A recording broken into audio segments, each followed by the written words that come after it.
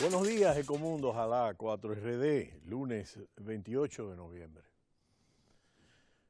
Indiscutiblemente que resulta difícil aislarse de los acontecimientos que se han sucedido luego del fallecimiento del líder de la Revolución Cubana, Fidel Castro, en el día viernes a altas horas de la noche, y que fue anunciado al filo de la medianoche por el presidente de Cuba, su hermano Raúl Castro.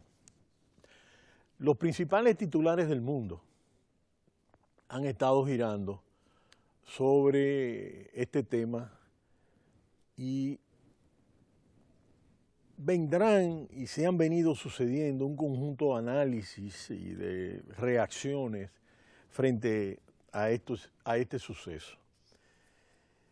Mientras en Miami existen celebraciones frente a lo que es la caída de este importante líder. A nivel mundial, los principales líderes han estado dando muestras de sobrecogimiento frente al duelo que atraviesa el pueblo cubano, ¿no? Dentro de ellos el Papa. Y es interesante sobre todo ver y evaluar esta situación que indiscutiblemente resulta compleja y difícil desde el punto de vista de las ideas políticas. Tanto los partidarios como los no partidarios de la Revolución Cubana coinciden en una cosa: la isla de hoy no es la misma que la de los años de su líder histórico al mando. Cada día hay más emprendedores privados, lo que se ha dado en llamar cuentapropismo, más cubanos viajando al extranjero y un mercado inmobiliario. Hoy en día los cubanos pueden alquilar habitaciones a turistas, abrir restaurantes, portar teléfonos móviles, conducir taxis particulares. Decenas de miles prefieren la iniciativa privada a los empleos estatales. La realidad de hoy es distinta de las diferentes ciclos, etapas de la Revolución Cubana a partir de 1959, que cuando Raúl Castro asumió la presidencia en el 2008. Para 3 generaciones de cubanos se ha puesto punto final a una época histórica. Los cubanos que tenían menos de 15 años en julio del 2006, cuando se anunció la enfermedad del entonces presidente Fidel Castro, apenas recuerdan el timbre de su voz. A no ser en mensajes y documentales históricos alegóricos a su vida. El hombre que llenó cada minuto de Cuba por más de 50 años se fue apagando, desvaneciendo, perdiéndose de la vista de los espectadores de la última generación. Y es importante sobre todo ver desde 2001 a 2016 unos 15 años y desde 1989 con la caída del muro de Berlín hasta el 2001 unos 12 años. Estamos hablando de unos 27 años después de la caída del muro de Berlín. De todas formas, su presencia en un destacado segundo plano, en un primerísimo segundo plano de Fidel Castro, siguió funcionando como pilar simbólico, aún en los últimos años de su vejez ya muy debilitado. Sin lugar a dudas, Cuba camina sin él por primera vez en 6 décadas. La ruta que viene habría que pensarse, abre interrogantes. Un capitalismo de partido único, un pluralismo de partido hegemónico o transición a la democracia es todavía muy incierto. Ahí están las modalidades chinas, indiscutiblemente por el tamaño del país es imposible que, aunque en muchos aspectos pueda asumir algunos elementos de la reforma. Vietnam, que también en los últimos tiempos ha sido un factor importante, y en el caso de Corea del Norte, que por su visión extremista con rasgos muy particulares de su líder, pues indiscutible no es una referencia histórica, pero sobre todo Vietnam y China. La muerte de Fidel Castro el pasado viernes a los 90 años calificó y certificó el fin de la era Obama en las relaciones exteriores. Para muchos analistas, el presidente saliente de Estados Unidos reaccionó con un medido ejercicio de equilibrio, ni reproches ni halagos al dictador, sí la mano tendida al pueblo cubano. Menos de una hora después, su sucesor, el presidente electo Donald Trump, lo calificó de brutal dictador y enterró la política de su antecesor en este viejo conflicto. Y el deshielo impulsado en 2014 por Barack Obama y Raúl Castro quedó herido de muerte y en suspenso. Indiscutiblemente que se cierra un capítulo de él y se cierra el siglo XX latinoamericano, y con él, indiscutiblemente, cuando se cerró el siglo XX con la caída del muro de Berlín, quedaba este elemento de Fidel Castro como un componente y un elemento importante de lo que había sido el liderazgo del régimen socialista. Fidel Castro sobrevivió a 10 presidentes norteamericanos y ha estado a punto de sobrevivir a Barack Obama. Donald Trump será el primer presidente norteamericano sin Fidel. Y es que para analistas y estudiosos del caso cubano, cuando Miami empezó a cambiar, cuando la composición demográfica y las aspiraciones de la diáspora cubana suavizaron, Washington se vio en condiciones de dar un giro y aproximarse a la Cuba de los Castro.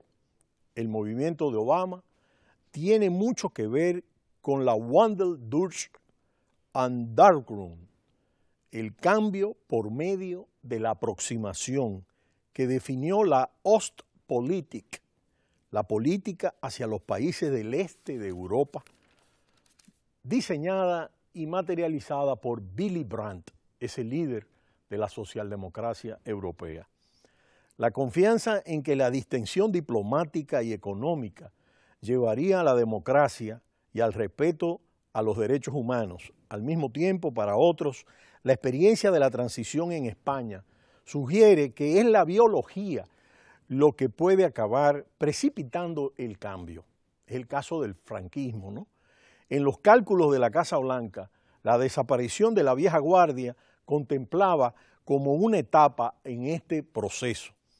Pese a su repliegue al segundo plano y el despliegue del pragmatismo de lo que algunos han denominado las reformas raulistas, Fidel Castro era un freno indiscutiblemente. Donald Trump podría ser un nuevo freno al cambio de política exterior que hasta el momento había implementado Barack Obama. Los adversarios del líder de la Revolución Cubana se sirven de algunas estadísticas de la Cuba republicana para demostrar, de acuerdo a su enfoque, el fracaso de su régimen. Y este es un tema que indiscutiblemente enfrenta puntos de vista.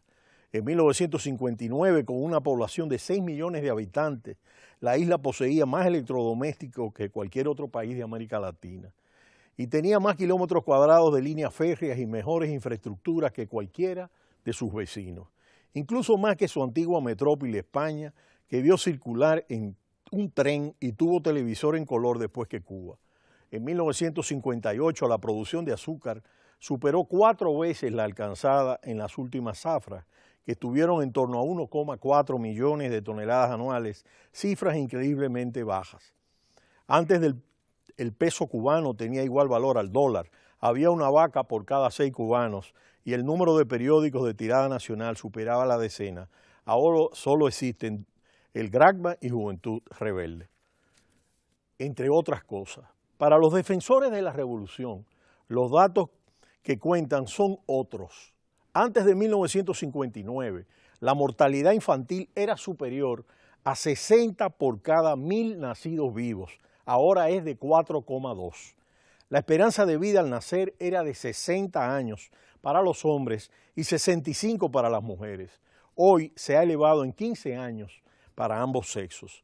La cifra de médicos por habitantes, 1 por cada 1000 en 1958, es hoy de 7,7 por 1000 habitantes, esto es, uno por cada 130 cubanos, la más alta del planeta. 5,4 por mil si se restan los 25.000 médicos que cumplen misión en Venezuela y otros países del tercer mundo. El 44% de la población en el campo antes no pisaba una escuela. Ahora todo el mundo está escolarizado. Otro dato aportado en esta dirección es que en una isla que supera ya los 11 millones de habitantes, las mujeres constituyen el 65% de la fuerza técnica del país. Antes de la revolución, el 8% de los propietarios poseían el 70% de las tierras cultivables del país. Más del 70% de las tierras cultivables estaban en manos del Estado, aunque de nuevo se empezó a entregar tierras a los campesinos debido a las ineficiencias del sistema económico. Casi todo el tejido industrial, unas 3.000 empresas, es también estatal. Y pese a las reformas introducidas por Raúl Castro desde 2006, los espacios para la iniciativa privada son reducidos pese a su expansión en los últimos años debido a la apertura económica impulsada.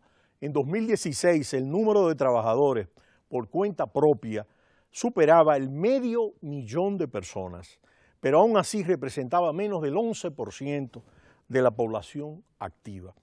Las reformas económicas introducidas en los 90 para paliar los efectos del derrumbe del campo socialista, cuando pasó lo peor de este periodo crítico, especial, en que se encontró un aliado incondicional en la Venezuela de Chávez, que llegó a suministrar a la isla alrededor de 100.000 barriles diarios de petróleo a precios preferenciales, la mitad de las necesidades del país.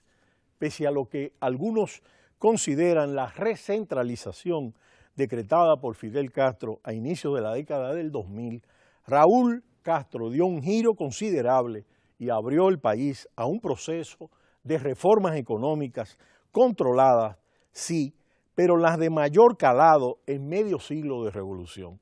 Se consideran logros el capital humano creado en el último medio siglo, los universitarios en más de 1 millón, un 10% de la población, es el principal activo con que cuenta el país hacia el futuro.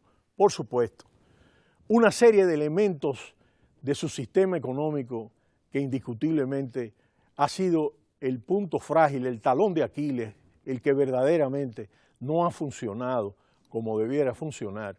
Es un reto y es donde están las reformas raulistas que han estado poniendo acento en este aspecto. Al mismo tiempo, las libertades públicas, la apertura de la prensa y las elecciones democráticas y todo el respeto y la apertura hacia los derechos civiles. Pero será hasta mañana cuando volveremos en Ecomundo, ojalá 4RD. No le cambie, Cita Cultural.